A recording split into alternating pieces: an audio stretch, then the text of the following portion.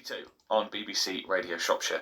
New measures were announced on Wednesday which will cut businesses' energy bills by around half their expected level this winter. The support will even benefit hospitals, schools and charities. The Marches Academy Trust, which has 10 schools across Shropshire, already spends more than £1 million a year on energy. £1 million on energy suddenly brings it home, doesn't it? It sure does, yeah. Their fixed contract needs renewing soon. Head of Finance Gareth Bridges has been speaking to our reporter Rob Trigg inside the Shrewsbury Academy in Sundal. We're currently at Shrewsbury Academy and we're currently stood outside the kitchen.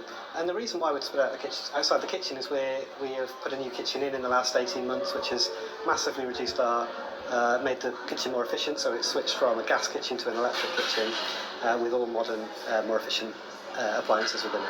Are you looking at other ways to save money in schools? Yeah, so we've done lots of things across our schools. So most of our schools have now switched to LED lighting. Here at Shrewsbury Academy, we've done a lot of work over the summer. So some windows have been replaced in the art block, so those are newer, more thermally efficient, and look much nicer too. Similarly at the Grove in Market Drayton, they've had new windows too. And at the Marches in Oswestry, there's currently a new build going on, which will create additional space and much more efficient use of resources to keep that heat in. How are your bills at the moment? What are they across the 10 sites and what are they projected to be? So we're currently on a fixed contract for our gas and electric, which is due to run out shortly. So the contract has been running for a couple of years, and obviously the prices were much lower when we took the contract out to the renewal quotes. We're just in the process of that renewal at the moment, and the government support that's kind of out there looks like it's going to give us some protection against the increase, but we are looking at a significant increase in cost, so maybe 50 or 60% on electric and possibly 200% on gas. In a school like Shrewsbury Academy, it's around about 100,000, 150,000 a year just in this school, so you multiply that by 10 schools and you start to get to very big sums. Does that mean you then have to look within the school to make savings?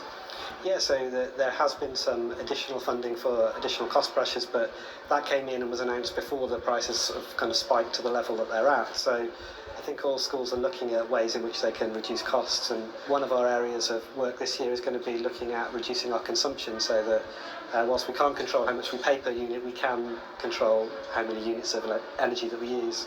I guess if there is a positive to take from all of this, is the fact that if you are making those savings and the children know, then that may change their behaviour in future or the way they are at home.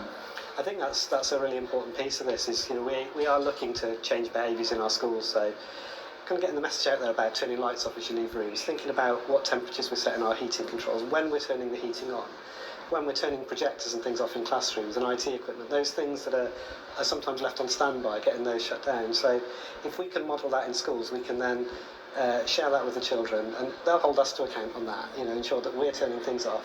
And then they can also take that home and hopefully use those lessons at home so that the impact on the home is mitigated too of the kind of cost of energy, because we're all feeling the pain in both our personal life and in school.